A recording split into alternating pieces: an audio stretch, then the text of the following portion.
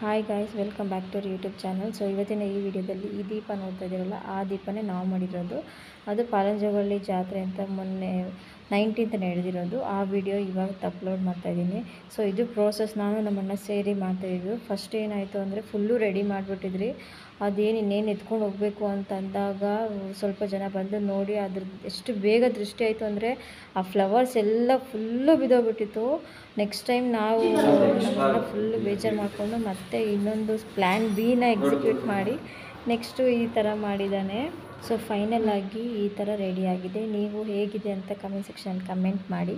Third time ನಾವು ಮಾಡಿರೋದು. First ಮಾಡಿದ್ದು ಗೋಪುರ ಮಾಡಿದ್ರಿ, ಸೆಕೆಂಡ್ ಮಾಡಿದ್ದಾಗ ತ್ರಿಶೂಲ ಮಾಡಿದ್ರಿ. ಆ ವಿಡಿಯೋಸ್ ಇದೆ, ಬೇಕಾದರೆ ನೀವು ಕಮೆಂಟಲ್ಲಿ ಹೇಳಿ ನಾನು ಶೇರ್ ಮಾಡ್ತೀನಿ.